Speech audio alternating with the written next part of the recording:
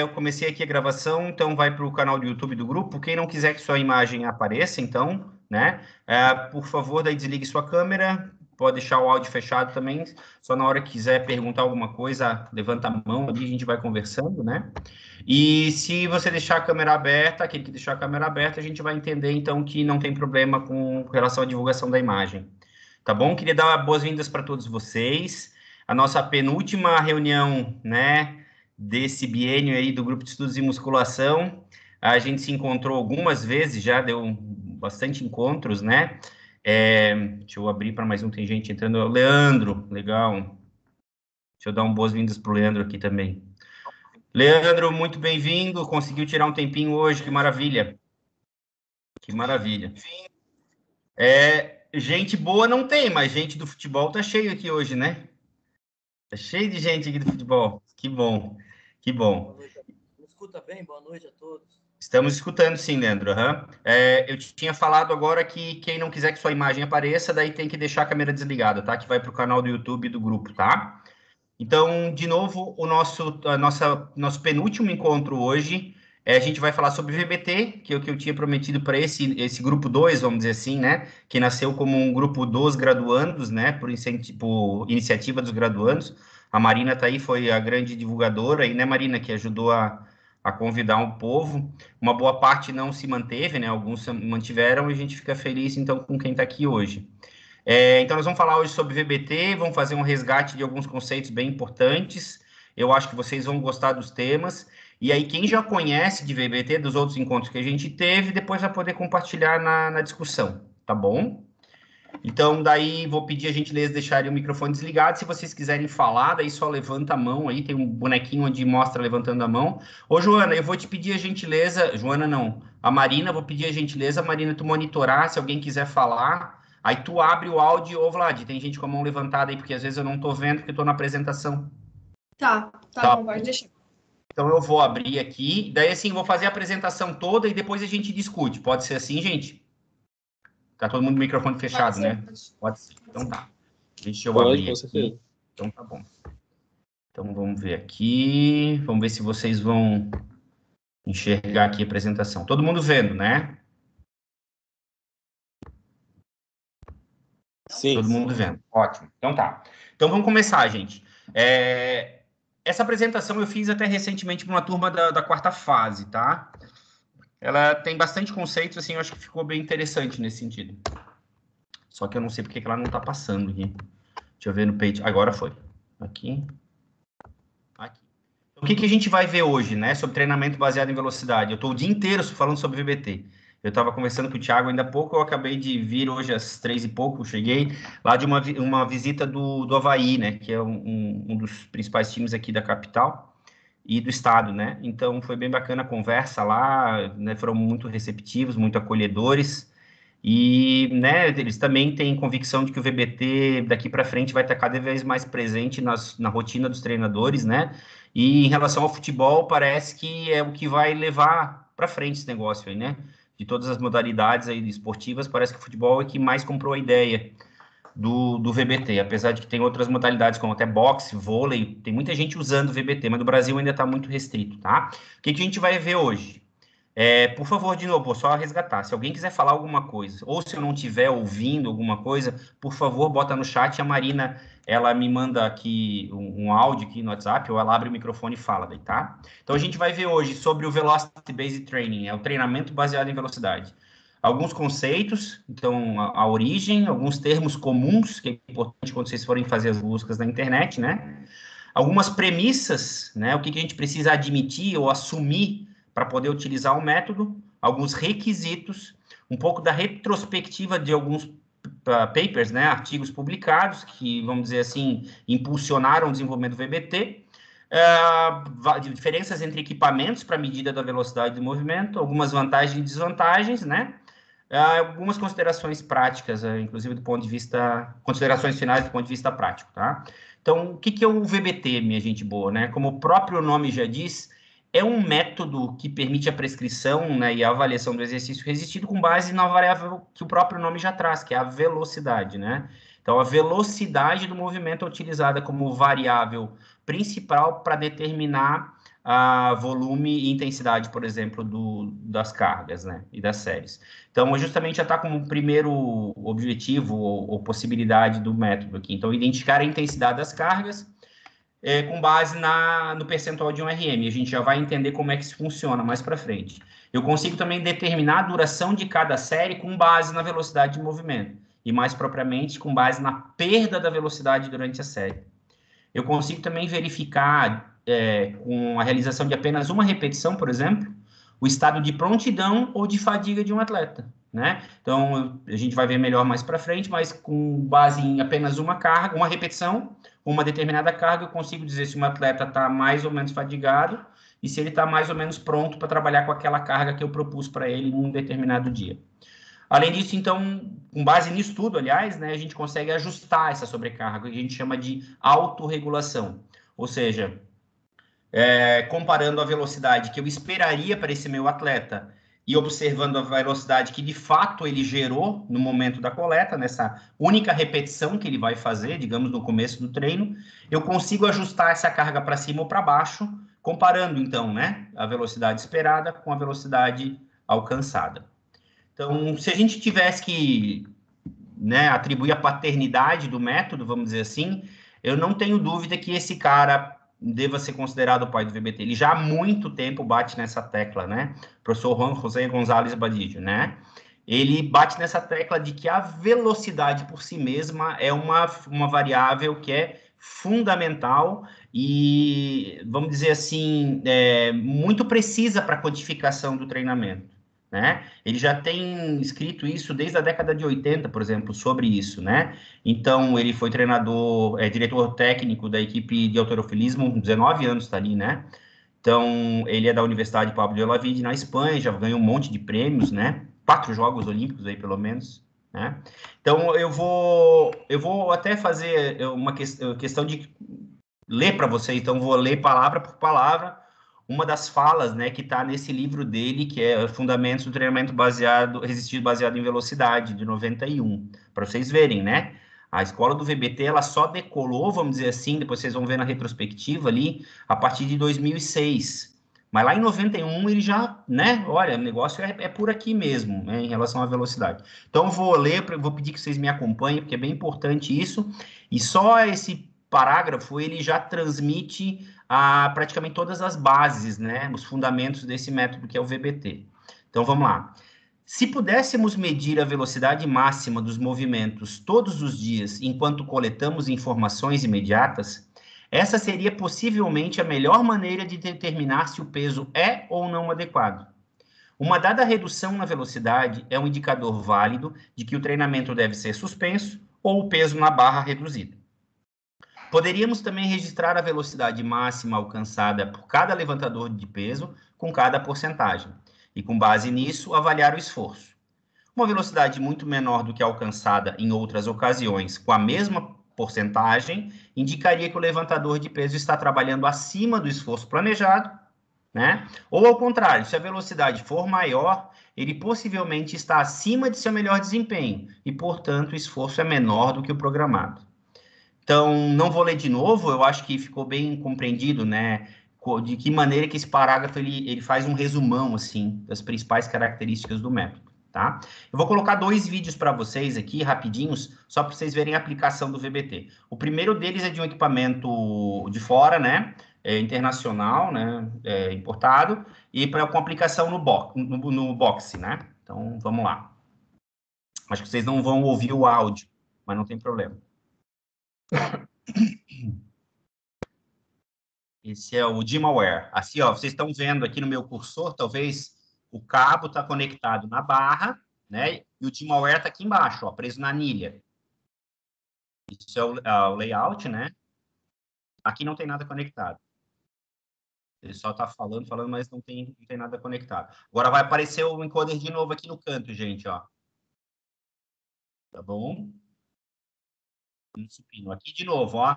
Um plano inclinado aqui, mais ou menos 45 graus, né? Isso é uma equipe de boxe treinando com um equipamento chamado DimaWare. Durante um bom tempo e por alguns ainda considerado um dos melhores equipamentos para medida da velocidade de movimento no mundo, né? Aqui a gente tem, então, já um outro equipamento nacional, né, que inclusive eu comercializo, mas não é pauta aqui para a gente comentar isso, não é o local. Mas, então, é o primeiro encoder nacional que permite a aquisição da velocidade do movimento e outras variáveis, né, em tempo real. Então, aqui é de um curso do professor Everton Crivó, em São Paulo, que é parceiro da empresa, né, fazendo avaliação do salto com base no ergonauta. Vocês estão vendo o meu cursor? Só comenta para mim, Jona. Ah, Jona não, Marina. Sim. Tá ótimo. Então, aqui está o ergonauta preso, que é um transdutor de posição, encoder, assim como o de malware, né? Ele está conectado aqui com um cabo na barra, e eles vão fazer, então, a avaliação do salto vertical aqui. Né? Então, saltou. Uhum. Então, aqui eles fizeram a transmissão para a TV, né? Uma TV lá no curso, para medir em tempo real a altura do salto, né? Isso, eles vão monitorando a queda da velocidade ou da altura do salto. Nesse caso, eu não sei o que eles estavam fazendo. O professor Everton Crivoy é esse cara aqui, um cara gente finíssima, na verdade, e um baita profissional, né? Professor lá em São Paulo, professor doutor, né? Muito bacana, ele, muito gente fina e muito competente. Parceiro da Ergonauta também. Então, aqui, gente, é um sistema típico como esse que vocês viram, tanto do de malware como do Ergonauta, tá? A gente tem a barra, perdão. Aqui nós vamos pensar no encoder conectado, aqui é num cabo retrátil. Esse cabo retrátil, ele vai ser fixo aqui na barra, ou no equipamento de musculação, ou na cintura do indivíduo, ou numa barra presa nas costas, como era no caso do curso ali do professor Everton, né? Esse sinal do encoder, ele é adquirido com base num transdutor de posição.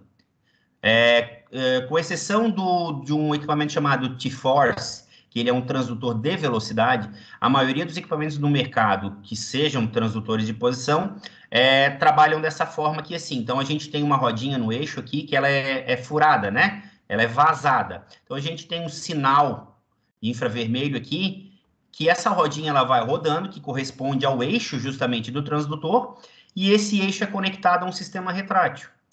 Ou seja, esse fecho de laser aqui, de luz infravermelha, ele vai ser hora interrompido, hora permitido, hora interrompido, hora permitido.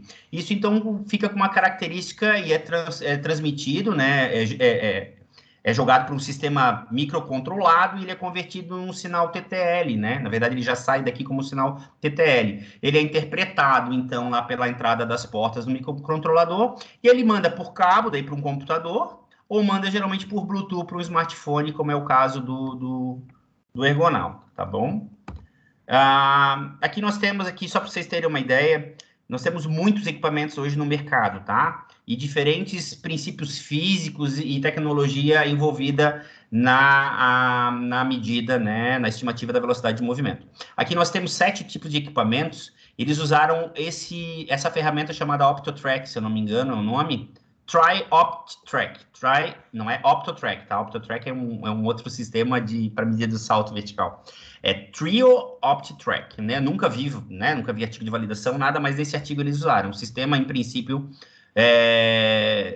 pelo jeito, não sei se é tridimensional ou se é 2D. Também não me lembro mais do artigo, faz um tempo que eu li. Então, aqui nós temos, basicamente, então, um sistema calibrado para controle, né? Baseado em vídeo, né? O que nós temos mais com vídeo aqui? Nós temos esse equipamento chamado VeloWin, que é com câmera infravermelha, tá? Ele vai num tripézinho assim, ele monitora com base na aquisição em tempo real, né? Do deslocamento da barra. Nós temos também o MyLift, né? Que MyLift, ele tinha um outro nome, agora eu vou tentar lembrar, não vou conseguir. Ele tinha outro nome, hoje ele tem o nome de MyLift. Inclusive, a gente tem um artigo recém-aceito, vai ser publicado na semana que vem, fazendo uma espécie de método de validação para esse aplicativo. Vai ficar muito bom, em breve eu compartilho com vocês, tá? O que mais nós temos? Então, com base em câmera, é isso aí, tá? Nós temos câmera, câmera, câmera. Depois, o que nós temos? Aqui os sistemas baseados em acelerometria e giroscópio. Nós temos o Push Band e aqui nós temos o Beast Sensor, né? Então, são sistemas que não tem cabo retrátil acoplado na barra, no equipamento. As medidas são medidas em 3 eixos, né? X, Y e Z, e dá uma certa liberdade. Se vocês forem acompanhar na literatura, vocês vão ver que a precisão, né, Então, validade e confiabilidade desses equipamentos baseados em acelerometria e giroscópio, elas não são tão boas quanto os transdutores de posição em geral, tá? Depois nós temos aqui 3 equipamentos que são transdutores de posição, 2 que são transdutores de posição, e aqui nós temos um T-Force, que é, em princípio, considerado, especialmente pelo grupo do professor Gonzalez Badillo, como equipamento referência, tá? Ele é um transdutor de velocidade, mas é o mesmo sistema a partir de um cabo retrátil. Aqui nós temos o ChronoJump, que é o equipamento italiano, se eu não me engano, e aqui nós temos o Speed for Lifts, que hoje em dia ele se chama Vitruve. É uma pena que o Ergonauta não estava pronto nessa época para a gente mandar para esses caras aqui, né? Então, continuando, só para vocês verem que tem bastante tecnologia disponível. E o que tem de mais recente hoje, até para ganhar o pessoal do LPO, né, e do CrossFit, a mesma empresa que faz o Gymaware disponibilizou esse equipamento aqui, ele vai na ponta, né, na ponta da ponteira da barra. Ele encaixa na ponteira, tem um tapete reflexivo que vai embaixo, então ela mede o deslocamento e chega, portanto, na velocidade de movimento, com base na emissão desses feixes de laser aqui, ó. Então, ele fica todo aceso aqui, né? É o que tem de mais novo hoje para a medida do VBT, tá? Validade, tem um artigo validando já, né? Eu já li o artigo, particularmente achei que deixou a desejar um pouquinho alguns pontos, assim, né? No crivo, né? Metodológico ali. Faltou algum tipo de análise que eu acho importante, por exemplo, né? Para garantir, né? A validade, a confiabilidade desse tipo de equipamento. Continuando, então. Então, termos comuns. Gente, 18h55, eu quero ver se a gente vai até umas 7h30, tá? Mas vamos combinar assim, se passar, quem quiser ficar, fica. Na minha fala não vai chegar a 7h20, acho que vai até 7h15. Se quiserem sair, podem ir saindo, não tem problema nenhum, mas quem quiser ficar para discussão depois, acho que vai ser bem rica, tá? Então, treinamento baseado em velocidade, termo comum. Primeiro, vocês têm que saber o que é velocidade de movimento. É o que o próprio nome diz, né? É a quantidade de deslocamento de alguma coisa que eu queira medir, pode ser o deslocamento de uma barra, o deslocamento de um kettlebell, o deslocamento de uma placa de peso no equipamento de musculação. Então, o deslocamento é na unidade de tempo. Então, distância sobre tempo, nós temos justamente velocidade, nesse caso, velocidade média, né? Então, quais são os tipos? A gente tem a velocidade média, e que é justamente, em geral, já vou dizer para vocês, né? Como todos sabem, nós temos, no mínimo, 2 fases aí em cada movimento dinâmico, né? Que é a fase concêntrica e a fase excêntrica. O VBT, em geral, ele é aplicado para fase concêntrica, né? Então, o que vocês vão achar de VBT, ele se aplica para o monitoramento em exercícios realizados, né? Especificamente durante a fase concêntrica. Velocidade média é a média da velocidade alcançada durante toda a fase concêntrica do movimento. Ou seja, desde o início, vamos pegar, por exemplo, uma barra, desde o ponto que a barra começou o seu deslocamento até o final desse deslocamento. Nós temos um outro tipo de velocidade que vocês vão achar na internet, nos artigos como Mean Propulsive Velocity, né? Então, que é a velocidade média propulsiva. O que é a velocidade média propulsiva? Ela não representa a velocidade média obtida durante toda a fase concêntrica. Ela só está relacionada, ou é a média de velocidade correspondente só à fase propulsiva de cada fase concêntrica. Ou seja, só enquanto a potência é maior do que 0. Tá bom, gente? Por que acontece? Porque a gente tem períodos, né, com cargas mais leves, né? Daí tem um artigo bem importante do grupo do Gonzalez Badillo, que está publicado em 2011, dizendo sobre a importância do uso da velocidade média propulsiva. Quem não tiver esse artigo, quiser entrar em contato depois, pode entrar em contato, né? vladimir.kilcomp@odesk.br, a gente compartilha, para entender um pouquinho melhor esse conceito de velocidade média propulsiva, tá? Mas, basicamente, está relacionado à velocidade daquela fase concêntrica, enquanto a barra está sendo elevada a uma velocidade, a uma aceleração maior do que a aceleração da gravidade. Perdão, tá? Continuando. Tipos de velocidade de movimento. Então, pico de velocidade é o maior valor de velocidade observado durante a repetição, né? Então, aqui precisa conhecer um pouquinho de instrumentação para entender o que é um pico de velocidade. Imaginem que vocês estão tirando várias fotos daquela repetição que vocês estão fazendo, né? Vamos lá fazer uma repetição no supino. Empurrei a barra. Como se eu estivesse tirando várias fotos, milímetro a milímetro. Digamos que cada milímetro desse corresponde a uma aquisição da velocidade de movimento. Então, a maior velocidade observada naquelas fotinhos, né? A maior velocidade é justamente o pico de velocidade. Então, é um valor observado durante a repetição e não é uma média de valores.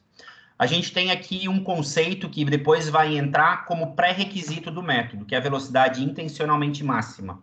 De novo, um próprio nome já remete ao seu significado. Corresponde justamente à velocidade realizada quando o indivíduo tem a intenção de fazer a maior velocidade possível. Isso parece óbvio, né? Mas pensem comigo, vamos caminhar, tá? E vamos nos imaginar caminhando. Eu posso caminhar numa velocidade mais rápida ou mais lenta. Cada um mais ou menos tem um pace de caminhada, um pacing de caminhada, né? Então, todo mundo vai caminhar na sua marcha normal, né? Se eu pedir, caminhe o mais rápido que vocês podem sem correr. Então, todo mundo vai caminhar mais rápido. Então, eu vou caminhar na maior velocidade que eu puder. Então, seria a minha velocidade intencionalmente máxima de caminhada. Para velocidade na barra também funciona assim. Com uma carga leve, ou mais leve, desde que ela, ou seja, que ela não seja a máxima, eu consigo modular, eu consigo manipular a velocidade. Eu posso trabalhar com velocidades desejando, né, fazer um movimento mais rápido ou mais lento. Então, sempre que eu fizer esse movimento na maior velocidade possível, eu tenho, então, uma velocidade intencionalmente máxima. Esse é um dos pré-requisitos do trabalho com VBT. Vocês vão achar esse termo, V1RM, tá? É velocidade de 1RM. É aquela velocidade alcançada em testes de 1RM. Tem valores, inclusive, médios estabelecidos na literatura. Ela mais ou menos corresponde também à à velocidade da última repetição observada numa série realizada até a exaustão, por exemplo. Elas são muito parecidas, tá? Vou abrir um parênteses aqui só fazer um alerta. Eu não estou vendo o chat, não estou vendo nada. Se vocês quiserem me interromper, não tem problema, só levanta a mão, a Marina está checando ali, tá? E ela me passa aqui, tá? Eu posso parar na hora também, tá? Continuando. Ô, Vlad, Fala. eu tenho uma dúvida. A minha internet Manda. caiu no momento que você estava falando da velocidade de 1RM. Que ela podia ser calculada também, a velocidade da última série do quê? Isso, exatamente. A velocidade de 1RM, isso aparece a primeira vez num texto do professor Izquierdo, em 2006, que eu considero um dos alavancadores do VBT, né? Então, a velocidade de 1RM, ou seja, quando eu vou fazer um teste de 1RM real, o meu indivíduo faz lá o movimento e eu vou medir aquela velocidade, quando eu pego esse mesmo indivíduo e levo ele para fazer um teste, uma série até exaustão, independente do percentual de 1RM, a última repetição válida da série, ela fica muito próxima dessa velocidade de 1RM. Fechou? Entendeu? Tá. Então, vamos lá. Conceito de limiar mínimo e limiar máximo. Nada mais são do que limiar máximo, daqui é um ponto intermediário na série, e limiar mínimo é justamente a V1RM, tá? É a velocidade da última repetição de uma série até exaustão. Aqui vai ficar mais claro nesse vídeo, gente, ó. Então, aqui a gente tem um limiar máximo, ou seja, esse aqui é o artigo do professor Izquierdo, né, e colaboradores. É uma das críticas que eu tenho, eu não sei como é que estatisticamente eles só viram estatisticamente, né? Um percentual de queda na velocidade que pudesse representar uma transição. Eu, particularmente, né, teria que ver os dados originais do estudo para tentar fazer uma análise, mas aqui não nos mostra muito. Mas, de qualquer forma, a partir desse ponto, ou desse artigo, que eles disseram que a gente consegue determinar um ponto intermediário de cada série para determinar a interrupção, por exemplo, né? Então, eu não vou determinar a duração de cada série com base em número de repetições. Eu vou determinar com base numa perda de velocidade, a partir desse artigo que isso apareceu, tá? O que a gente tem de termo comum? Vocês vão achar na literatura e nos artigos. O Load Velocity Profile, que aqui está como perfil carga-velocidade, né? Então, nada mais é que a relação matemática, e isso vem sendo cada vez mais fortalecida e é um dos fundamentos do VBT. Essa relação intrínseca que tem entre percentuais de 1RM e velocidade de movimento. De tal maneira que, independente se o cara progride na força, para um mesmo percentual de 1RM, esse indivíduo vai ter sempre a mesma velocidade. Ou seja, se eu usar um pouquinho a minha cabeça, eu vou saber que se cada velocidade dele eu já sei a quanto corresponde em percentual de 1RM, cada vez que ele fizer um teste com uma repetição só, eu vou saber quanto que está valendo a carga que ele está usando naquele dia. Isso ficou claro para todo mundo, gente? Por favor, levantem e abram o microfone aí, que é um ponto, vamos dizer, um ponto importante, né? Qualquer coisa eu esclareço um pouquinho mais. Ficou claro. Beleza, vou tocar para frente então. Com base nessa relação intrínseca entre carga, né? Por isso que é load velocity, que é assumida na literatura, alguns assumem uma relação mais curvilínea, mas em geral, curvilínea, né? Mas e alguns assumem, a maioria assume como uma relação de fato linear, tá? Então, a partir disso, eu consigo estimar a carga máxima, que é um RM, né?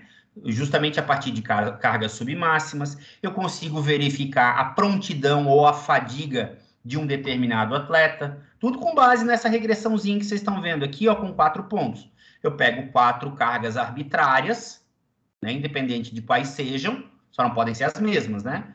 E eu vou verificar a velocidade correspondente em cada uma delas. Aí eu vou usar aquele conceito de V1RM, lembra a velocidade de um RM? E vou jogar nessa equação aqui. Nessa equação aqui, eu vou saber quanto é que vale um RM do meu indivíduo. É bem fácil, na verdade, tá? Continuando. Por que isso é importante, gente? Porque muita gente critica um RM, né? Mas se a gente quer dosificar, vamos dizer, né? Ou determinar a intensidade com base nesses percentuais, tem gente que é contra, né? Beleza? Cada um, né, dentro dos seus conceitos, das suas crenças, né? Mas quando a gente precisa trabalhar com percentuais de um RM, se eu não souber a cada momento quanto é que está valendo um RM do meu atleta, eu vou estar sempre prescrevendo errado. Porque se eu quiser determinar uma carga de 80%, vamos pegar aqui o exemplo que o professor Janovic e o Flanagan em 2014 colocaram, né? A gente tem um valor médio aqui de 160, beleza? Então, estava aqui em 180, cada intervalinho vocês não estão vendo, mas ele corresponde a uma semana, tá? Então, é variação semanal. Vocês percebem como oscila, né? Então, de 180 foi para 190, caiu para 160, foi lá para 138, olha só. Então, olha a flutuação, gente, né? Então, se eu fosse determinar um mesmo percentual de um RM, o que aconteceria? Se eu assumisse sempre que seria 160 quilos a carga do meu atleta, ora ele estaria trabalhando com carga muito mais alta do que deveria, ora ele estaria trabalhando com carga muito mais baixa do que deveria. Tá bom? Continuando. Então, o que acontece, né? Uma outra premissa para o método, perdão, vou voltar um pouquinho aqui, né? Que existe essa relação, e é justamente o que eu já falei para vocês, tem uma relação intrínseca, né? Onde menores velocidades vão ser correspondentes a cargas menores, né? Menores velocidades correspondentes a cargas maiores, que é o que vocês estão vendo aí. Quanto maior a carga, menor a velocidade, né? Onde tem gravidade, isso tem que acontecer, né? Se não tiver gravidade, é outra conversa. Então, outra premissa, né? Além dessa questão da relação intrínseca entre carga, ou seja ela relativa ou absoluta, e velocidade de movimento. A gente sabe e percebe isso no dia a dia, que se o indivíduo estiver fazendo uma série em velocidade intencionalmente máxima, fazendo essa série até a exaustão, vai haver uma queda não intencional dessa velocidade.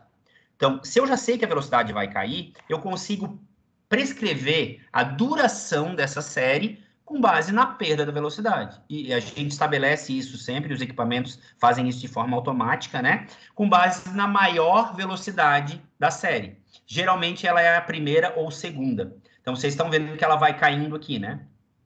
Então, o que já foi estudado na literatura? O que acontece quando se estabelece um percentual de perda de 40%, de 30%, de 20%, de 15% e até de 5%? O que é isso? São valores de perda em relação à maior velocidade da série, né? O que é uma das grandes promessas do VBT? É que com perdas ali, ó, de 10% a 20%, de 5% a 20%, eu tenho ganhos em força tão grandes quanto perdas muito grandes de velocidade, 40% lá, que leva até quase a exaustão, né? Então, eles já compararam isso com o treinamento tradicional e também verificaram que séries mais curtas, e para a galera do futebol, especialmente que está aqui hoje, né? Tem jogo no dia seguinte, eu preciso manter os níveis de força do meu atleta, mas não posso fadigar ele durante o treino que ele está fazendo hoje. Então, séries mais curtas me deixam mais preparado para o dia seguinte, né? Eu estou sempre pronto, sem perder e às vezes até aumentando meus níveis de força. Isso é espetacular, isso é espetacular. Por isso que o VBT tem ganho toda essa popularidade, vamos dizer, né? Então, essa é a grande promessa. Então, o que tem sido recomendado hoje, ninguém bateu o martelo nesse sentido, mas perdas ali entre 10% e 20% parecem ser extremamente úteis para manutenção e ganho de força de membros inferiores e superiores, tá? Isso, então, só essa melhora também na velocidade de deslocamento horizontal, melhora da potência e melhora do salto vertical. Tudo isso com perdas ali em cada série entre 10% e 20%, tá? Vai flutuar? Vai. Cada atleta pode ter uma variação individual, é muito provável, né? Mas se eu tivesse que dar um número, e não é só o Vladimir que está dizendo isso aqui, né? Mas a literatura tem mostrado aí que cargas perdas de velocidade entre 10% e 20% têm sido suficientes. Perdão. Então, outra questão, né? Por isso que o VBT, como eu tinha dito, tem ganho essa popularidade, porque essa outra linha de investigação que a gente chama de Training Not to Failure, né? Então, a gente faz séries que não sejam até exaustão. Inclusive, essa linha, paralelamente, ela vem sendo desenvolvida e tem nos mostrado de que a gente não precisa fazer séries sempre até exaustão para melhora ou manutenção no desempenho neuromuscular. Parece que, de fato, a hipertrofia, ela responde melhor a isso, né? Mais do que diz respeito à força e potência, parece, inclusive, ser mais importante a gente não levar as séries até a exaustão, né? Então, nada melhor do que um mecanismo, um equipamento que nos permita quantificar essa perda, e, nesse sentido, o VBT, ele vem cai como uma luva, né? Outra premissa aqui, né, que eu falei para vocês de controle de carga. Aqui vocês estão vendo, por exemplo, 3 séries, né? Se eu não me engano aqui, deixa eu ver se é o supino. Eu não me lembro se esse aqui é o supino. Esse aqui é de Bench Press Exercise, tá aqui, ó. Então é o supino.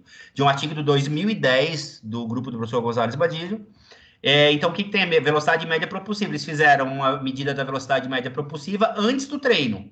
Então, aqui, ó, pré-treino, né? Uma medida de 1 metro por segundo, que é uma medida padrão que tem sido utilizado, e, em princípio, alguns até defendem que ela corresponde à potência ótima, tá? Depois eles fizeram 3 séries consecutivas, com um intervalo, se eu não me engano, de 3 minutos aqui. E o que vocês percebem? Uma velocidade inicial de 0,58, ele levou essa série até 0,20, provavelmente foram séries até exaustão, tá? Depois mais uma série, e depois mais uma série. O que aconteceu? Ele ficou extremamente fatigado, esse atleta aqui. O que aconteceu com a velocidade de movimento para a mesma carga que ele tinha utilizado lá no começo? A velocidade caiu, ó. Caiu 30%, por sinal. Né? Então, é uma forma, por exemplo, de garantir que esse cara aqui, no início do treino, se ele tivesse apresentado essa velocidade aqui para uma carga conhecida, ele não estaria pronto para esse tipo de série. Né? Marcaria, de fato, uma demanda que teria que ser ajustada. Né? Porque ele não estaria nas condições ótimas de treino. Espero que tenha ficado claro, depois da discussão a gente pode voltar a isso. Então, a gente pode usar o VBT, gente, com a realização de uma repetição. Uma repetição. Claro, desde que se conheça o perfil carga-velocidade dessa criatura, ou que a gente conheça a velocidade esperada para uma determinada carga absoluta. Também pode ser utilizado sem um perfil, por exemplo, tá? Continuando. 7h15. Vamos ver se vocês vão me aturar. Requisitos para o uso do método, né? Então, como eu já tinha dito, requisito fundamental. Eu não posso trabalhar em velocidade autoselecionada para a escola clássica. Depois eu vou falar um pouquinho sobre a velocidade autoselecionada, que aí é o meu chão que eu já estudei no doutorado, tá? Então, para isso tudo que eu mostrei para vocês até agora, eu preciso trabalhar em velocidade intencionalmente máxima, senão não tenho os benefícios. Os exercícios, eles precisam ser feitos em equipamentos isoinerciais. O que são equipamentos com carga isoinercial? Com massa constante, né? Então, barras, anilhas, kettlebells, dumbbells, placas de peso na musculação, tá? Que mais? O deslocamento, especialmente aqui para os transdutores de posição, tá? O deslocamento precisa ser uniaxial, ou seja, ele tem que ser um deslocamento num eixo só.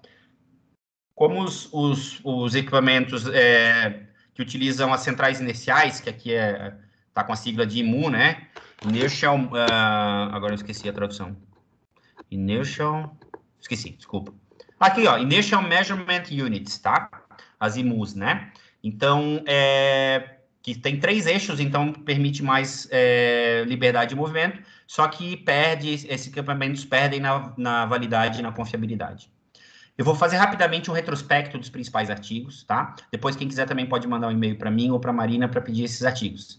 2006 na minha opinião, a grande alavancada com esse artigo.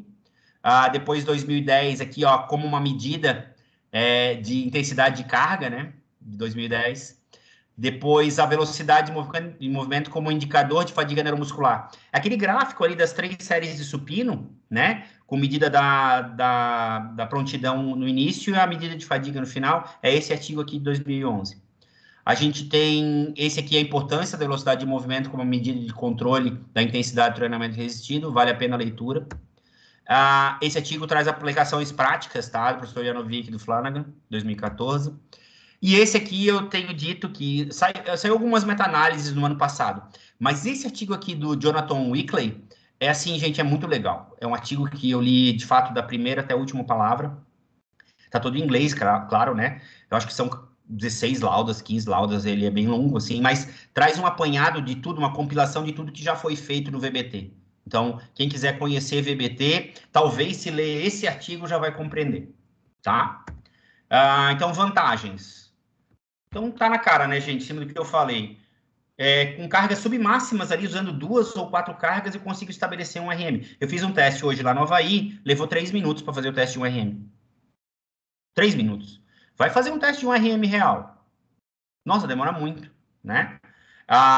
Monitoramento permanente da flutuação de um RM. Então, quer dizer, se eu conheço meu perfil carga-velocidade, que eu precisei montar para conhecer um RM, eu consigo monitorar essa flutuação do RM dia a dia, com a realização de só uma repetição.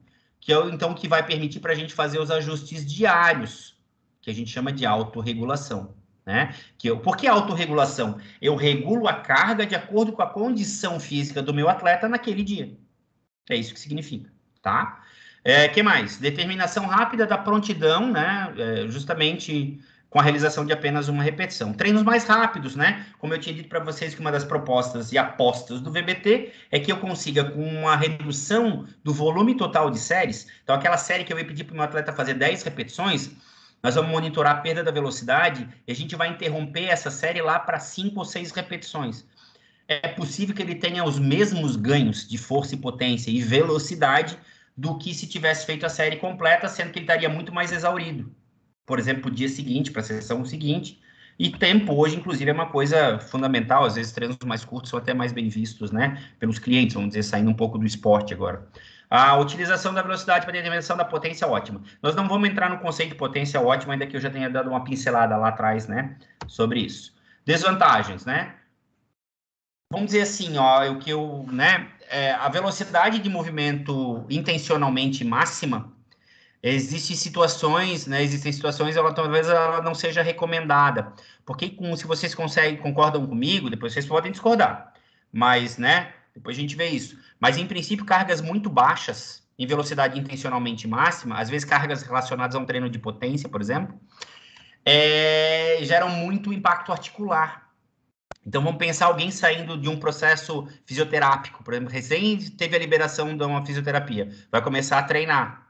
Eu não vou largar esse cara para fazer velocidade intencionalmente máxima, né? Vamos pensar no atleta no início de temporada, tá voltando ao treino. Talvez trabalhar em velocidade intencionalmente máxima vai gerar picos de força, onde ele vai ficar muito dolorido. Talvez, né? Idosos frágeis, por exemplo. Vamos pedir para um idoso frágil trabalhar em velocidade intencionalmente máxima? Não, não vamos. Então, o que acontece, né? Essa escola até hoje implementada e está em desenvolvimento e em construção, ela se baseia na velocidade intencionalmente máxima. O que eu venho desenvolvendo desde 2013? Uma proposta para incluir, ou aliás, estender o uso do VBT para condição de velocidade autoselecionada. Hoje o Ergonauta, e não estou fazendo propaganda, é só para que vocês saibam que é importante, é o único equipamento no mundo que permite o monitoramento da velocidade de movimento em velocidade autoselecionada. Quem já viu acontecer, eu acho que consegue referir alguma coisa aqui do grupo, eu acho que só a Joana fez, depois ela pode dar o depoimento dela. Não sei se a Marina fez, eu acho que a Marina não fez. O que é uma desvantagem? Eu tenho que ter um equipamento, né, gente? Não adianta eu querer adivinhar a velocidade olhando. Eu não vou conseguir. Tem mudanças tão sutis na perda que a frequência dos nossos olhos e a capacidade de processamento do nosso cérebro não dá conta, tá? Então, tem que ter um equipamento. Isso não vai escapar. Outra coisa, dificuldade de operacionalização para grandes grupos. Hoje eu conversei isso também lá na equipe do Avaí, depois o Thiago e o Kleber também podem dar um feedback deles, que são treinadores, e o Rafa também e o Leandro também nos seus times, né? Eu acho que eles ainda não estão trabalhando com o VBT, mas podem nos dizer alguma coisa. Esse tipo de protocolo, ele também precisa ser melhor investigado em idosos, tá? Aparentemente, o VBT também não é muito interessante, né, ou muito útil para objetivos de hipertrofia, quando a gente trabalha com a escola clássica. Na prática, o que eu tenho que fazer? Eu tenho que comprar um equipamento. Primeira coisa, eu vou fazer o perfil carga-velocidade do meu atleta, tá? Depois que eu conheço esse perfil da carga do atleta, eu vou ter que escolher uma velocidade de 1 RM. Ou eu meço a velocidade dele, ou eu pego o valor médio da literatura. Por exemplo, agachamento é 0,30, supino é 0,17. No artigo do Jonathan Wickley, se eu não me engano, tem lá os valores propostos. Deixa eu lembrar, pro supino pronado lá, é a remada em cima do banco de supino, se eu não me engano é 0,40, tá? Aí tem que ver, os valores de cabeça eu não lembro. Tendo isso aqui, eu consigo estimar um RM. Quando eu conhecer o perfil carga-velocidade, eu consigo monitorar no dia a dia e ajustar, né? Então, ou seja, mudanças iguais ou maiores do que 0,4 a 0,6, elas provavelmente indicam que alguma alteração eu devo fazer na carga, porque a minha condição ou a condição do meu atleta não está de acordo com a esperada. Então, vamos pegar um exemplo prático. Eu botei uma determinada carga, o meu equipamento me disse lá, liguei o ergonauta disse, olha, para essa carga que ele está usando aqui agora, é esperado uma velocidade de 0,6 metros por segundo, 60 centímetros por segundo. Aí o cara vai lá e faz 62 centímetros por segundo, ou 0,62. É muito próximo, é basicamente a mesma, né? Agora, se ele fizesse, por exemplo, 0,68 centímetros por segundo, né? De repente já sai fora desse intervalo aqui, ó, de 4 a 6 centímetros por segundo a mais ou a menos. Então, eu posso usar isso mais ou menos como referência para saber se eu preciso ajustar aquela carga. Então, já que essas variações são pequenas, gente, por isso que é importante ter equipamentos confiáveis, né? E nesse sentido, por isso que eu ressalto a importância de ter cuidado, né? Os equipamentos têm melhorado muito, mas baseados em acelerometria, e não é porque eu produzo um equipamento que é baseado em transdutores de posição, mas é porque a literatura já vem reforçando isso, né? Que as medidas baseadas em acelerometria, elas são, em princípio, menos confiáveis, tá? Então, eu vou determinar a duração de cada série com base na perda da velocidade. Aqui tem um exemplo, eu não vou entrar em detalhe para vocês, eu trabalhei mais com as outras turmas lá. A gente tem um exemplo de como usar a perda da velocidade, o percentual de 1 RM e a perda da velocidade no microciclo aqui, tá? Até quem quiser olhar a série depois, o vídeo depois, quiser replicar isso aqui e ver se funciona, fique à vontade, tá bom? Continuando, então, finalizando. Hoje o VBT é o que tem de mais preciso, gente. Isso aí não, né? Se vocês gostarem do tema e correrem um pouquinho atrás, vocês vão concordar comigo. Todo preparador físico, todo personal trainer deveria considerar, pelo menos, conhecer o VBT. Tem que estudar um pouco, gente. Então, talvez, não sei, eu acho que alguns daqui, com o professor Guilherme e os que estão na quarta fase hoje, vão ouvir, né? Inclusive, já dei uma aula para a quarta fase na semana passada, uma aula, se eu não me engano, até a mesma que a gente está repetindo. Mas, talvez, mudando professor, não é necessariamente que vocês vão ver isso. Tem muitos dos formados hoje que, assim, na maior parte das universidades do Brasil, não se fala em VBT, tá? Então, não basta ter um equipamento. Eu vou dizer uma coisa para vocês que é bem importante. O equipamento é burro. Qualquer equipamento é burro. Se você não sabe o que fazer com as... Primeiro, você tem que saber usar o equipamento, né? Primeira história. Depois de saber usar, você tem que saber o que fazer com as variáveis que o equipamento te fornece. O equipamento, por si mesmo, ele não vai te dizer o que fazer. Né? Isso é a prerrogativa do instrutor, do preparador físico, do treinador. Essa que é a ideia. Tem que saber o que fazer com as variáveis. Ele mede a velocidade de movimento, mas o que eu faço com ela? Tem que ler, né, meu caro? Minha cara, tem que ler. Tem que conhecer VBT, tá? Então, o VBT, ele, isoladamente, ele funciona espetacularmente, mas nada impede que ele seja usado em paralelo com os métodos tradicionais. Por exemplo, baseado no número de repetições, que é o do contínuo do Fleck do Kramer, e também com a percepção de esforço, tá?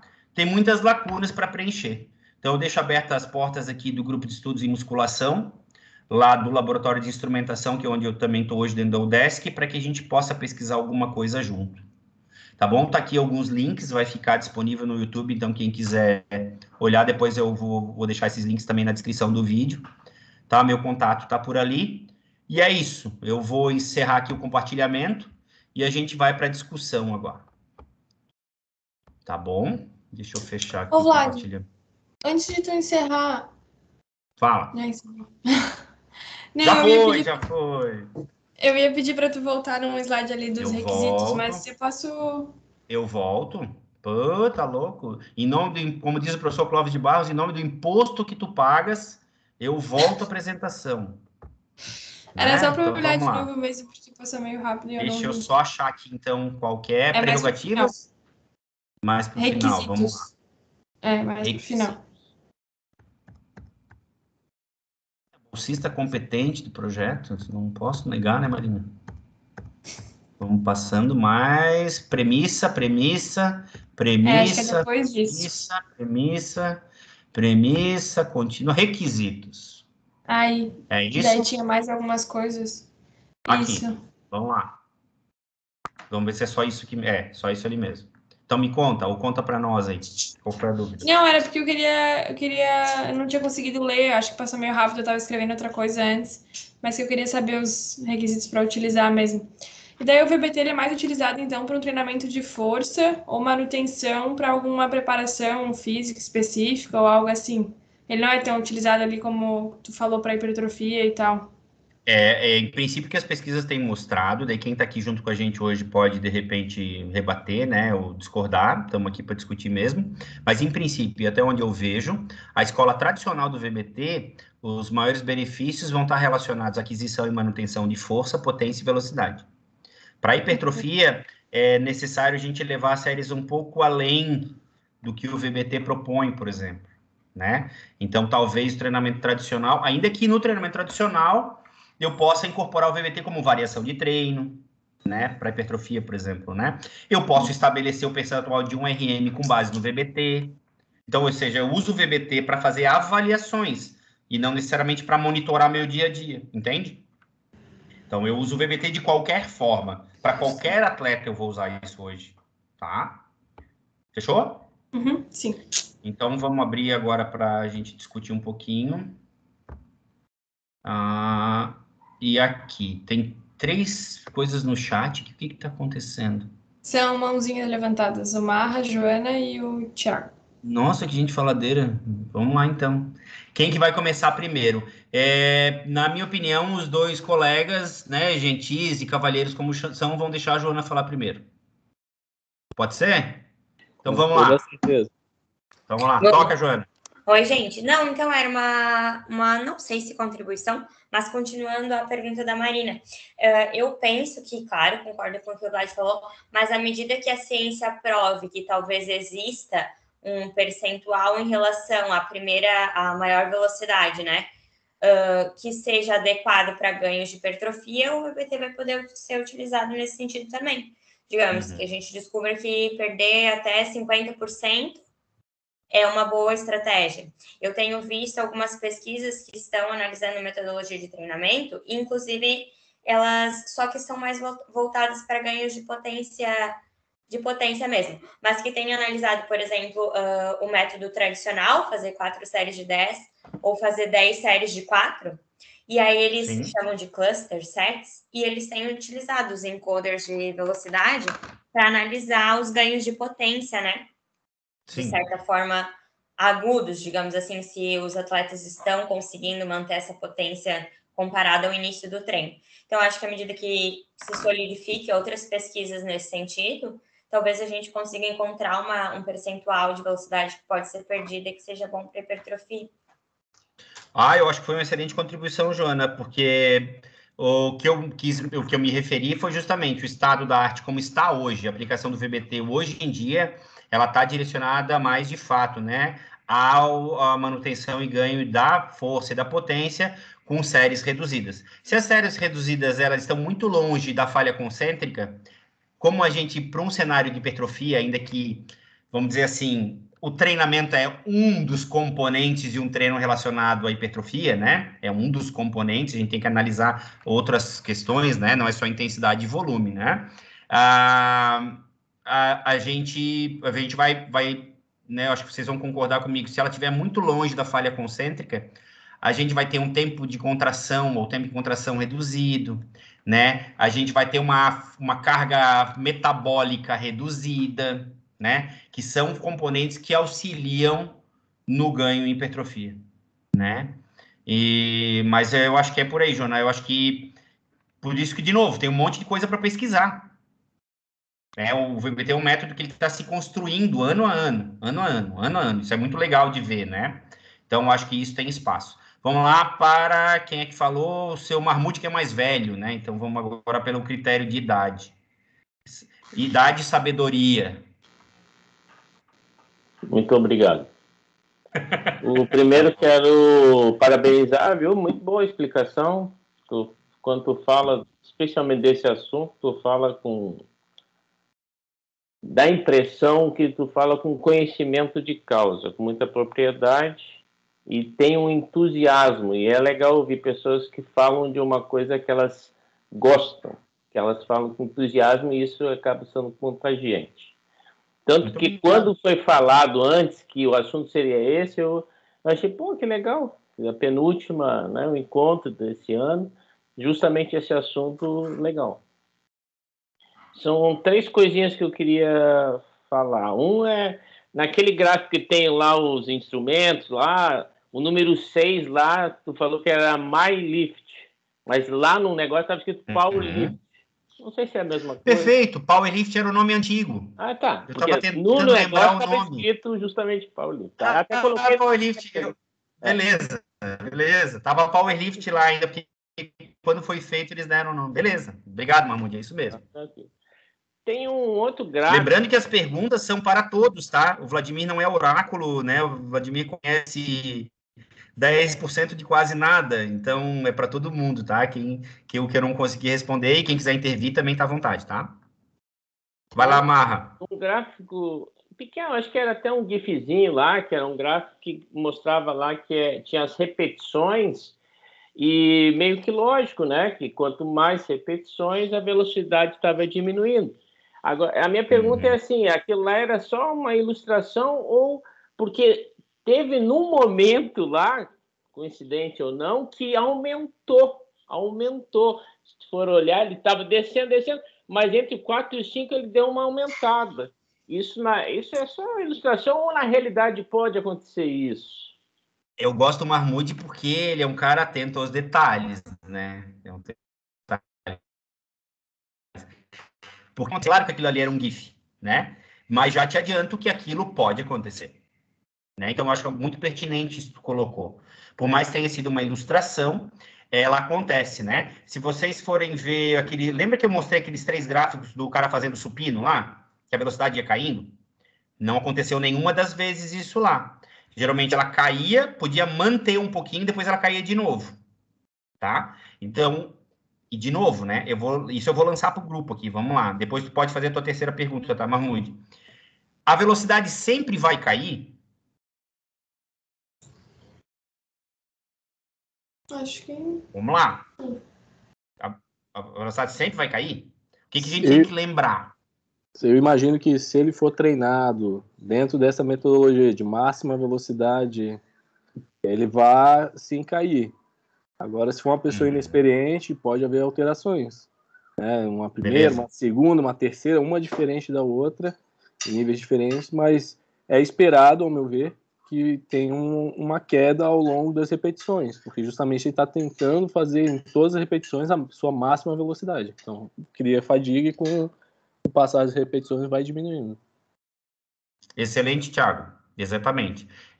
Isso é um ponto de vista, né? Então, tem a ver com a consistência. Quão treinado, quanto que o indivíduo entendeu o que é fazer o exercício de velocidade intencionalmente máxima. O que eu queria que vocês me respondessem era exatamente isso. Tem 2 critérios que a gente sempre tem que pensar. Essa série ela está sendo feita em velocidade intencionalmente máxima ou autoselecionada? Se ela estiver sendo feita em velocidade intencionalmente máxima, ela vai cair. Repetição a repetição. Pode ser que dá uma estabilizadinha ali, né? Eventualmente, se o cara não estiver muito bem treinado, como o Thiago levantou, pode ser que sobe um pouquinho, mas não vai subir muito. Agora, vamos lá. Se for em velocidade autoselecionada, o que vai acontecer nas primeiras repetições? Uma estabilidade. Porque o que acontece? Se a gente não dá o que a gente tem de energia para fazer o máximo intencional na primeira, eu tenho alguma reserva, não tenho fadiga instalando tão rápido quanto ela se instala em velocidade intencionalmente máxima. Então, o que eu observei nos meus gráficos do doutorado, da minha coleta? Tinha uma estabilidade. Aí vem para o segundo critério que a gente tem que pensar. Essa série ela é feita até a exaustão? Muito bem. Se ela é feita até a exaustão, tanto na velocidade intencionalmente máxima quanto na autoselecionada, a velocidade vai cair. Na intencionalmente máxima, ela vai cair direto. Na autoselecionada, ela vai começar com uma estabilidade e depois ela vai cair. Tá bom? Vai, Marra. Terceira. Terceira é sobre a repetição máxima, né? Eu achei... Como é que na prática funciona a repetição máxima, né? A pessoa vai lá na academia, o cara faz um teste, vê... E depois que ele vê uma vez, vamos imaginar aí de um exercício, não sei, salvo engano, ele não fica vendo toda hora. Acabou, daquela repetição máxima, daí vai ser prescrito o treino, aí vai ter um incremento, né, usando as variáveis e etc. Um gráfico que tu mostrou, que eu achei assim, bem legal, e eu acho que é uma das grandes vantagens desse método, apareceu lá que até explicou muito bem que a repetição média era 160, parece. Não me lembro desses números. Mas aí tinha assim um que ele foi 190, outro abaixou de 160. Aí tu disse assim: tá vendo aqui, ó, numa ele estava fazendo de mais, no outro de menos. A minha pergunta é o seguinte, então, e ali era semanal, ainda que aqueles picos não era bem semanal. Semanal era embaixo, mas aqueles picos às vezes demoravam 3, 4 semanas. Não, exatamente, perfeito. Presumindo. Perfeito, mas mesmo assim, vamos pegar 4 semanas, seria um mês. Tipo assim, num mês o cara fazia, a RM dele era 190 e no outro mês, quer dizer, 4 semanas, era lá 130. Isso que fiquei meio assim... eu entendo o método, eu entendo que é legal, é mais preciso, né, do que uma coisa média. A média, não. Tem que ver a realidade para poder ter mais ganho. Mas, assim, existe essa variação tão grande porque o cara estava estressado, ele veio de umas férias, entende? Como é que variou tanto se aquilo lá foi um caso real? Eu acho que aquilo lá já não era uma ilustração, né? É baseado em alguma... Não, aquilo ali são dados reais. São dados então, reais. Como é que isso variou? A gente chama da como é que flutuação. Variou tanto? Porque não foi assim, tipo uma variação de 10%. Tipo, 160 foi para 176. Não, variações grandes. Não, foi variações muito, grandes. né? E se fores ver, assim, a realidade do Kleber, do Thiago, do Leandro e do Rafael, é essa aí. Os atletas não estão iguais o tempo inteiro, estão oscilando na capacidade física o tempo inteiro. O dia que eles jogaram mais, por exemplo, o treino do dia seguinte vai ter uma característica. E é por isso que a gente precisa, na característica do atleta, né? A gente conseguiria levar isso para o cotidiano do treinamento para a saúde também, tá? Mas, de uma maneira geral, eu conhecer o quanto que está um RM daquele indivíduo, dissesse para que serve em geral, na academia eles vão verificar um RM nunca mais. Por que ele um RM vai ficar com uma avaliação basal e é só para ter, às vezes, um número para entregar para o cliente? Né? Então, o cotidiano ele fica muito dificultado, porque é muito difícil fazer um teste de um RM real. Leva, às vezes, 20 minutos, 25 minutos. É muito tempo. Né? Pensa num grupo grande. É impossível de fazer. Eu acho que eu compreendi a tua pergunta, e essa flutuação não é o VBT que determina, tá? Isso é uma característica, é intrínseco. Né? Isso é do ser humano. Por isso que eu não sei se a tua pergunta foi uma pergunta retórica, né? Só para induzir a gente a pensar a respeito, mas eu queria compartilhar com o grupo essa mesma pergunta, porque é justamente um dos pilares do VBT, por isso que eu acho legal o Marmuto ter colocado, porque é exatamente esse ponto. Como é que eu reconheço ou identifico que eu preciso ajustar a carga num cenário diferente desse, onde eu não conheço qual é a condição do meu atleta? Se eu não sei quanto é que ele tem que fazer, como é que eu posso dizer se ele pode fazer? Vocês entendem? Se eu não sei quanto que ele deveria fazer, como é que eu vou dizer quanto que ele pode fazer? Eu estou sempre, como é que tá hoje? Tá cansado? Daí se ele quiser te dar um migué, ele vai lá e te dar um migué também, não quiser treinar. Tô bem cansado hoje. Né? Então tá aberto aí para quem quiser falar. Eu acho que é um tema bem legal para a gente discutir aqui. Talvez até os profissionais, se quiserem comentar um pouquinho da sua realidade, vai ser bem legal. Só abre o microfone. A minha Kleber? realidade, Agora deu. a minha realidade, tipo assim, eu comecei a usar o VBT há pouco tempo e assim, no momento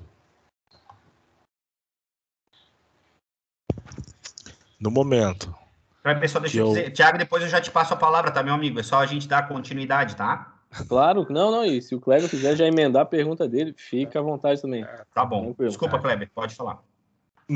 no momento que eu comecei a usar o VBT e assim, no momento que eu consegui, o que eu fiz?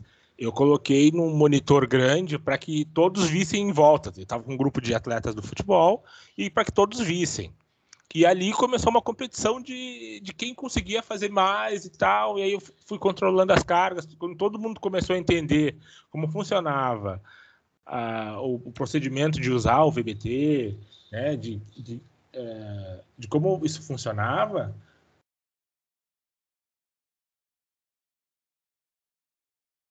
Estamos te ouvindo, Kleber. Como isso funcionava, assim, houve uma competição entre os atletas, houve um estímulo maior, além do feedback que normalmente é dado e tal, houve um estímulo muito maior, e assim, os atletas se empenharam muito mais.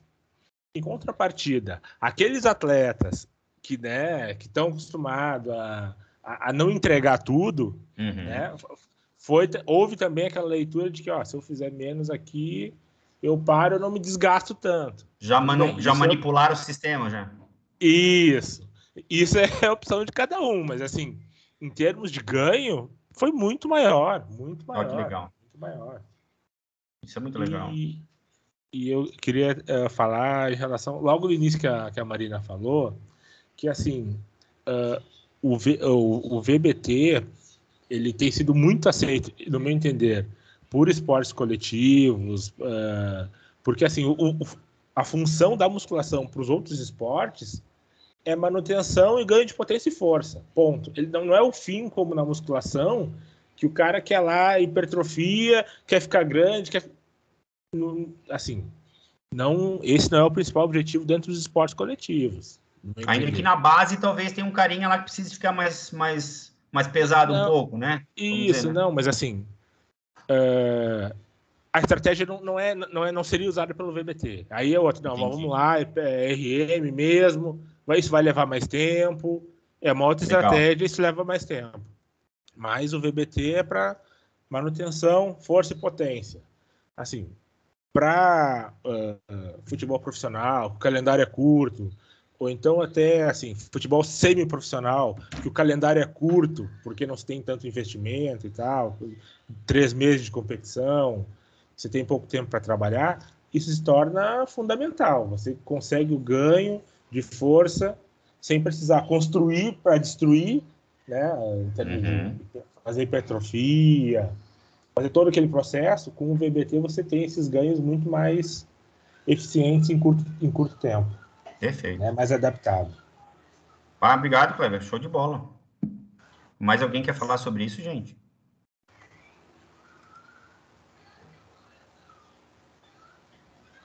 Eu acho que o Leandro abriu aqui, né? Boa noite a todos, professor. Excelente explanação aí. Um método que a gente vem tentando estudar, né, compreender, porém nós não temos como desenvolver aqui no clube diante de que o pré-requisito é você ter o equipamento, né? Ter um encoder. De fato, num curso que eu fiz anteriormente, né, houve essa pergunta para o profissional e o professor falou que você vai... Vamos medir a velocidade. Você colocou uma carga no indivíduo. Se ele pulou, se ele saltou muito alto, né, significa que a carga está muito leve. Se ele saltou até 20 centímetros, significa que a carga está muito alta. Então, você acha esse meio termo, né? Então, dá-se para até tentar desenvolver algo, mas não é fidedigno, né? Não é fidedigno. Mas aí é uma coisa para se pensar, que nem o Kleber estava falando, atletas semiprofissionais, você pega esses times de Série A, vamos voltar para o futebol, todos eles desenvolvem, eles têm calendário, certo? Então, eles jogam de janeiro a dezembro, né? Então, com certeza, esses times eles desenvolvem esse tipo de método. Porém, a gente pega esses times semiprofissionais, por exemplo, aqui de São Paulo, Série A2, Série A3, os caras ficam 6 meses parado, né? Então, a gente não sabe aquele lastro neuromuscular do cara, a gente não sabe como que esse cara vem. Poxa, eu particularmente, Clebão, eu não abro mão, não. Eu vou para aquela aquisição de força, não tem jeito, porque a gente não sabe onde que está vindo. Você entendeu, Vlad? Tem que ter um baseline, né? O que vai fazer, né? Por exemplo, a gente sabe de que muito questionada a periodização, né? Pô, precisa da periodização? Pô, mas estamos falando de time de Série A, né? E tem um trabalho aqui legal. Quando o cara volta, o último dia de treino, acabou. Os caras testam o cara, quando ele volta, né? Existe literatura dizendo aí já que o cara tá voltando melhor. Mas, pô, que tipo de jogador é esse aí? Entendeu ou não? Verdade. É complicado. Então, assim, algo pra gente, né?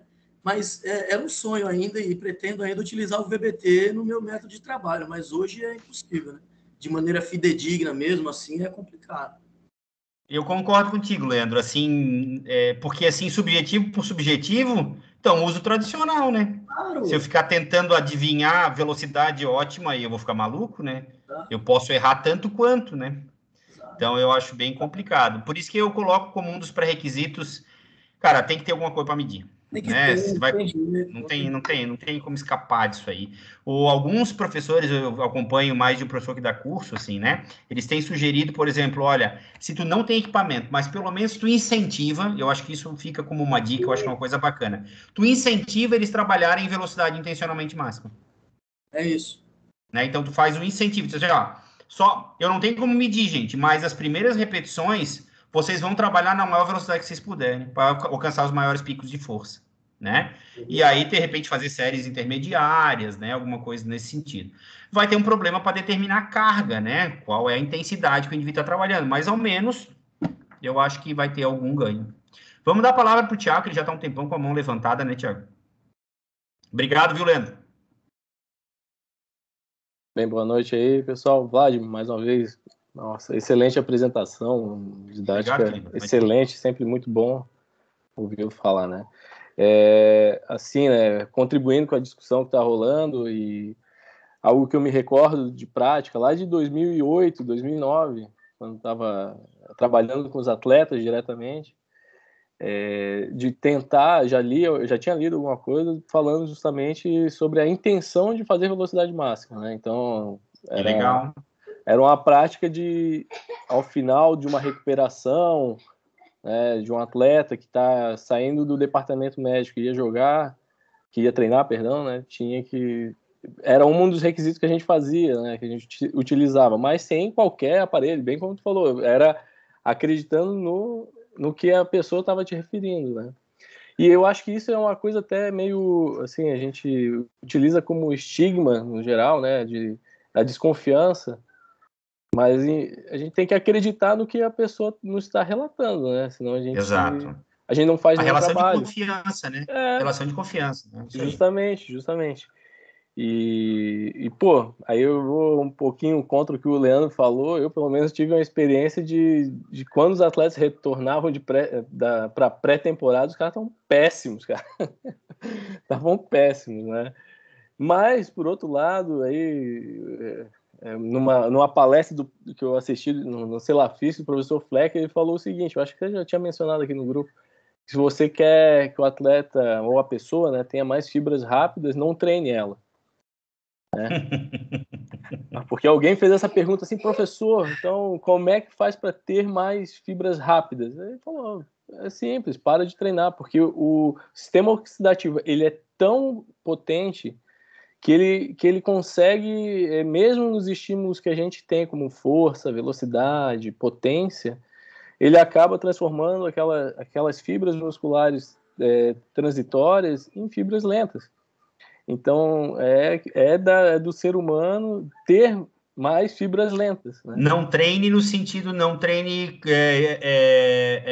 exercícios de característica predominantemente aeróbia, isso quer dizer? Não, ele falou assim, ele foi meio jocoso, né, de não treino, mas ele falou que diminua a quantidade de treino, né, para diminuir fadiga, para diminuir justamente... Interessante esse ponto de vista, interessante. Então, assim, se a gente pensar quanto à força, talvez uma pessoa que ficou um período curto realmente sem treinar, ela possa obter melhores resultados inicialmente e depois sofrer ao longo da tua periodização para alcançar aqueles níveis, né? Só que, é claro, a gente incorre em erros como possibilidade de lesões, né? De não conseguir ter consistência de treino, né? Enfim, várias questões que a gente aí não acho que não vale a pena levantar no momento. É só uma curiosidade. Show de bola. Mas aí, quanto a uma outra... Só fazer um acréscimo. Claro. Só fazer um acréscimo. Daí tu continua em seguida, tá? Que eu acho, daí o Leandro me corrige se eu estiver errado. Não sei se o ponto de vista dele foi nesse sentido, de que uma avaliação mal feita no final da temporada, por exemplo, ela pode dar esse tipo de resultado duvidoso, né? Então o cara volta melhor, de fato a condição física dele, ou foi de fato uma avaliação ou uma variável que eu assumi como, vamos dizer, correspondente à condição física, ao desempenho, que de fato ela não responde. Por exemplo, talvez até o salto. O salto não necessariamente ele vai refletir, né? Não sei se era isso, Leandro, né? Mas... Na verdade, o que eu entendi do que eu escutei é que há um questionamento sobre a periodização. Se realmente, de fato, é preciso você fazer a periodização no pré-temporada. Tá. Você entendeu? Tá. E há estudo, eu vou tentar buscar esse estudo aí, foi até num curso da CBF que eu fiz, ver se eu consigo buscar ele. E sabe-se que quando esse cara ele é avaliado, né, na temporada, é lógico que tem que ver como foi o estudo, tudo isso, né? Tem todas essas relações. Mas se o cara já vem fazendo esse trabalho voltado à velocidade do movimento, certo? Esse cara, quando fica parado, ele não tem tanta queda de rendimento, né? De acordo com as avaliações que ele fez, né? Então, por exemplo, relacionado a sprints, né, a saltos, né, esse cara ele volta melhor, ele tende a voltar melhor. Eu vou tentar buscar esse artigo. Seria bem legal se puder compartilhar no grupo. Vou tentar buscar ele, vou tentar ver se a gente consegue. Mas foi algo até que o Loturco, né, que apresentou pra gente. Né? Que legal. Falando isso, tem que ver o número ver o protocolo do estudo de fato para entender, né? Foi só mais uma ilustração. Não, muito, muito show. Obrigado, Leandro. Toca, Thiago. Tu ia continuar o teu argumento lá, né? Sim, a minha pergunta era sobre o artigo acho que é o do Badilo, de 2010. Deixa eu só ver aqui. Isso, é dele mesmo. Só uma curiosidade minha, Vlad. Porque no abstract fala que tinha 120 pessoas na amostra, né? Mas aí eu fui dar uma olhadinha no método. Isso foi na etapa 1. Na etapa 2, ele disse que tinha 56. Em algum momento ele menciona ali... Peraí. Tinha um morango aqui voando. Tudo certo. Aqui, desculpa. Tudo certo. Em algum momento ali do artigo ele menciona por que foram selecionados somente os 56. O que aconteceu com os demais para não fazerem parte da amostra? Porque... me traz uma desconfiança quanto ao enviesamento do estudo, né? Porque até no abstract fica claro, chamou a atenção, né? Pô, um estudo com 120 pessoas bem treinadas, caramba. E aí quando eu olhei mais pra frente ali, 56 somente na segunda etapa. Aí fizeram uma subamostragem depois, Isso. né? Isso. Ô, Thiago, daí o que eu imagino? Tu me apertou um pouco, porque faz esse artigo, é aquele que eles propõem a primeira vez a relação entre percentuais de um RM e velocidade, é isso? Tu pode ler o título para mim daí? Eu tava lendo aqui, só que tava fechado. Movement Velocity as a Measure of Load Intensity in Resistance Training. É esse mesmo, 2010, né? Isso. Não, Vale, é mais uma curiosidade, mas de maneira alguma eu quero te deixar em mau lençol. Essa segunda amostragem, provavelmente, Thiago, eu não vou dizer que porque assim, não tem dúvida, né, que eles não envezariam os dados, porque, e claro que eu entendi que é só uma coisa que deixa a gente preocupado, né, mas não tem dúvida que eles não envezariam os dados, porque eles já trabalham com isso há muito tempo. E é uma proposta muito importante que eles fazem. Essa subamostragem nesse artigo, eu posso estar enganado, depois eu vou rever, tá? Se eu estiver enganado, eu vou me retratar, de repente aqui no próprio vídeo eu coloco alguma coisa no YouTube. Mas foi para fazer só a confiabilidade na segunda etapa, onde eles comparam o percentual de um RM para cada velocidade de novo. né? Então, imagina fazer um teste 1RM real com 120, não deve ser uma coisa muito fácil. Então, eles fizeram uma subamostragem, pegaram 56 lá, inclusive a gente tem que contar com a colaboração do atleta, né, para ele fazer, até nos nossos estudos, às vezes a gente tem que contar com a boa vontade, né? No Brasil, fora do Brasil, às vezes é um pouquinho diferente, mas aqui mesmo é difícil, às vezes tem perda amostral numa segunda etapa, porque o cara não quis participar, e a gente tem que respeitar. Não acredito que tenha sido isso lá. Eu acho que eu fico mais convencido de que essa redução tenha sido relacionada a diminuir a quantidade de trabalho, sendo que 56 seria o quê? Metade do grupo, um pouquinho mais, já seria representativo, né? Assim eu fico imaginando, né? Mas não posso bater o martelo, não posso te garantir, Thiago. Mas eu apostaria na confiabilidade dos dados, sabe? Eu apostaria mesmo, né? Mas eu acho que fica aí um alerta para a gente prestar atenção também, né? Acho que é uma boa colocação, Thiago. Não, porque teve um dropout maior do que 50%, né? De 120%. Maior. E aí, é isso que chamou a atenção, mas o artigo em si, a metodologia, a estatística é muito boa, de maneira alguma. Eu fico imaginando fazer avaliação de um RM de 120 atletas. Chegou a me dar Não, é uma loucura. Aqui. É uma loucura, cara. Então, os caras são muito trabalhadores, são muito competentes, cara. Então, por isso que em nenhum momento me passou isso pela cabeça, né? Nem me passou pela cabeça. Eu acho que os dados realmente... Sim, 56, né? Eles refletiram muito bem. E outra, né? Esses resultados, eles foram replicados em outros estudos, né? É isso que me deixa também seguro, né? Outros estudos com outros exercícios replicaram os mesmos resultados. Nós estamos na sequência aqui com a mão... Ô, Thiago, tu vai continuar alguma coisa, querido? Não, obrigado, Vlad, era isso. Imagina, eu que agradeço. Kleber e Leandro, não sei quem vai falar primeiro. Tanto faz. Rapidinho. Só para... sobre o estudo que o Leandro falou, né, de que os atletas melhoraram após o período de férias, na realidade é um questionamento sobre treinamento concorrente, que aí atletas pararam de fazer a parte aeróbica e por isso que eles melhoraram a força. E por isso eles teriam melhorado após o período de férias. É esse questionamento, né? Então, por isso que eles melhoraram. Já veio um contraponto aí. Interessante. Vou tentar achar o artigo. Tá, mas boa, legal. É uma pena que nós estamos na penúltima reunião do ano, né? Poderia ser um tema já para a próxima, para a gente dar uma abordada nisso aí. Isso ia ser uma coisa muito legal. É uma pena. Continuamos, gente, com o microfone aberto. Opa, continua Kleber com a mão levantada e o Leandro também. Aí não sei se só esqueceram de baixar. O Kleber baixou a mão. Não sei se o Leandro ainda quer falar alguma coisa. Eu esqueci, não sei como abaixar. É só clicar de novo. Pronto, obrigado. Feito. O Marmude levantou a mão. Fala, meu amigo. O Marmude hoje está mais introspectivo, assim, ele está com uma fisionomia mais cansada. O que está acontecendo, meu amigo?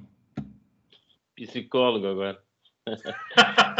Só falta essa, né? É que faltava, né? Não, é só assim, ouvindo o pessoal que trabalha diretamente, e eu cheguei a uma conclusão que é óbvia, né? Mas sempre quando a gente fala, parece que fica mais difícil de esquecer. Que é assim, a velocidade, que nem se explicou direitinho, né? Velocidade são duas variáveis, duas. Quando a gente quer fazer no olhômetro, lá que nem ele exemplificou um deles, tá, o cara pula, daí a gente vê... Como é que tu vai, assim, inferir duas variáveis? Tempo e distância. Não... Então, é assim, a conclusão que eu cheguei é assim, ó.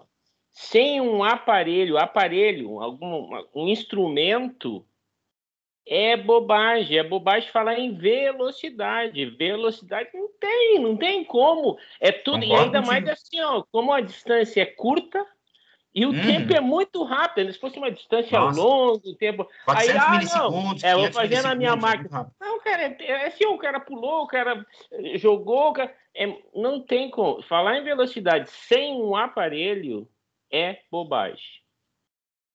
Importante ter ressaltado isso de novo, Marmude. Claro que o Leandro fez como alguns tinham proposto, que talvez pudesse, né? A gente, já que não tem equipamento, acho que foi o Leandro que falou, talvez, né? Mas depois o próprio Leandro já disse que, né, fica muito difícil, não dá para estimar nada dessa forma, é muito complicado, né? E eu concordo 100%. Por isso que eu já boto na apresentação como pré-requisito, né? Que tu tem que ter. Não ficar estimando, ainda que a distância, visualmente, tu consiga medir melhor do que o tempo, né? Tempo muito curto, nós estamos falando aí da ordem de 400 milissegundos, 500 milissegundos numa repetição. Isso é muito rápido, gente, é meio segundo, o cérebro não consegue processar isso, não dá? Né? A gente não tem sensor para isso. Mas olha o viés, aí que tá, a distância tu consegue ver, o tempo tu não consegue. Exato, aí, exato. O que o nosso cérebro avalia? A velocidade, mas em relação a uma, velho. Exato, não tem como, equívoco, não tem como. Não tem como, não tem. Não tem como, concordo 100%. Agora, tem mais gente que comentar? Que o método é legal, eu achei... Agora entendi melhor, assim, né? A velocidade é um negócio... Rafael, um abraço. Eu queria até fazer uma foto aqui, se vocês... já está saindo, ó. Antes de a gente encerrar, eu vou querer fazer uma fotinho com vocês, para a gente fazer um print de tela, só que não vai para o YouTube, né? Até vai, né? Mas paciência. Para a gente tirar um print de tela aqui. O Thiago mandou uma mensagem no grupo do WhatsApp falando que ele teve que sair. Então tá. Então eu só vou dar um print de tela aqui. Quem quiser dar um sorriso, eu vou agradecer. Sorrisão aí. Ali, pronto, já está feita a tela. Gente, o que vai acontecer agora? Nós vamos nos encaminhando para o final, tá? O Rafael, se quisesse falar alguma coisa, está aberto também, Rafael. Mas não é para complementar alguma coisa. Rafael Gomes, grande treinador. Oi. Se quiser fazer um complemento, tudo bem, tudo certo. Tem voz, hein, pessoal? Então, já vim estudando também já um pouco sobre o VBT. Eu não aplico o método lá no clube, né? E, inclusive, tem um amigo que trabalha aqui no Clube Paulista e já vem falando já sobre o VBT e hoje, né, esse método seria o ideal, no caso, no meu trabalho, né? Que é você saber como é que o seu atleta se encontra, né? Uhum. Às vezes, ele sai numa sexta-feira e chega uma segunda-feira para treinar e você não sabe se realmente como é que ele está, a prontidão dele, né? Pro treino. Exato. É um método hoje. Eu não consegui também esse ano estimar um RM deles. Então, eu trabalhei com a plataforma de força. Então, a gente conseguiu na semana ver como é que eles estavam, né? Pré e pós-treino. Então, esse conseguiu assim trabalhar com eles mês a mês aí, né? Dia a dia. E é algo que eu quero investir futuramente. Espero que o clube aí invista para a gente poder trabalhar já o ano que vem, né? Vocês vão estar na vanguarda daí. Eu acho que é realmente uma coisa bem importante, né? E a gente ficou de fazer um podcast só com o pessoal do futebol, acabou não rolando, né? Mas vamos ver até o final do ano, de repente dá certo a gente se reunir aí. Eu tô disposto, só não deu tempo ainda, né? Pessoal, obrigado então, Rafael, tá? Pelos comentários. Não sei se a Joana quer comentar alguma coisa, mas senão a gente vai encerrando daí. Quer falar, Joaninha? Pode falar. Tranquilo, foi ótimo, Vlad. Bem legal a tua apresentação hoje. Bom ver os meninos também que já trabalham na prática, né? Então fazem as experiências mais clínicas, digamos assim, né? De como fazer isso daqui para frente. É isso. Show de bola. Gente, então deu 1h30 de reunião aqui, eu acho que a gente falou bastante, eu acho que vai ser bem importante para quem vai assistir essa aula depois no YouTube. Deve já estar online, eu acho que agora, amanhã ou até sexta-feira, vou postar, que é isso que eu acho que é o bacana, né, essa troca depois ali da apresentação. Então, todo mundo trouxe um pontinho, querendo ou não, que contribuiu para a discussão. Eu queria deixar dito para vocês também que eu vou ver se deixo o link na descrição do vídeo, lá em www.ergonauta.com.br. Na página de downloads, lá vocês vão ver que tem uma planilha gratuita de Excel, né? Então, quem estiver vendo esse vídeo, é só clicar ali no link da descrição, ergonauta.com.br, vai poder baixar gratuitamente uma planilha que justamente ensina a manipular e trabalhar com o perfil carga-velocidade para determinar controle de carga. Assim, tá bem intuitiva a planilha, ou seja, bota as cargas do indivíduo, bota as velocidades, vai gerar um RM, né? A partir do RM, depois tem uma parte de verificação, que é justamente o controle da carga. Bota uma carga real e bota a velocidade que o indivíduo apresentou. Ele vai comparar com a velocidade esperada de acordo com o perfil dele e vai dizer se aquela carga está acima ou abaixo do esperado. Então, é bem prático, né? É o que a maioria dos aplicativos hoje fazem, o Ergonauta faz isso também. Então, está traduzido naquela planilha ali, gratuito, ali, para quem não tem acesso, por exemplo, quiser fazer um perfil carga-velocidade, por exemplo, com o MyLift, que está no aplicativo aí para iPhone. No mais, eu vou me despedir de vocês, eu vou pedir a gentileza, se algum dos que estão aqui não responderam ainda o questionário que a Marina mandou para o grupo, é um formulário, eu acho que de 6 perguntas ou 7, né, Marina? Acho que 7 perguntas, eu acho. Sim, acho que é. É um formuláriozinho bem rápido de avaliação, gente, de avaliação do programa, para a gente colocar isso no relatório final para a universidade, e a gente vai renovar o programa para o ano que vem. Então, podem dar sugestões, é anônimo, tá? Não precisa botar nome, nada, mas é importante que vocês deem as contribuições de vocês, caso algum de vocês ainda não tenha feito. Acho que nós temos 16, até agora, contribuições lá, mas o grupo é maior do que isso, né? Então, é possível que alguns de vocês aqui não tenham respondido ainda. Eu vou deixar um abraço para vocês, convidar vocês para a última reunião, que vai ser dia 15. Vou fazer um esforço para que todos que já participaram, né? Nós estamos com 5 artigos na pista, né? 5 artigos científicos, um da dissertação da Joana, tem todos os frutos da dissertação de mestrado do Jairo. Tem um artigo publicado agora numa revista com fator de impacto para validação de um método para VBT, onde o Ergonauta já aparece, até publiquei lá no Instagram. E tem mais 3 artigos para serem submetidos. Então, a gente fechou no grupo, esse ano, 5 artigos. Eu estou muito feliz com isso, né? Tem praticamente 5 artigos. Infelizmente, o Leandro e o Rafael não conseguiram participar, né? Talvez no próximo ano tiverem vontade de entrar na confecção dos artigos, é uma coisa muito legal, tá? Então, se puderem, no dia 15, a gente vai mandar o link depois. Eu espero vocês para a gente fazer, vamos dizer assim, uma reunião de fechamento, né? Vou pedir, talvez, ao vivo, a opinião de cada um, para quem quiser se manifestar, e para a gente daí fazer um encerramento, vamos dizer assim, né, um ritual de passagem para encerrar o grupo para esse ano, tá bom? Um grande abraço para vocês, muito obrigado por vocês terem participado, e até, então, a próxima, tá? Tchau, gente. Obrigada. Valeu, pessoal. Tchau.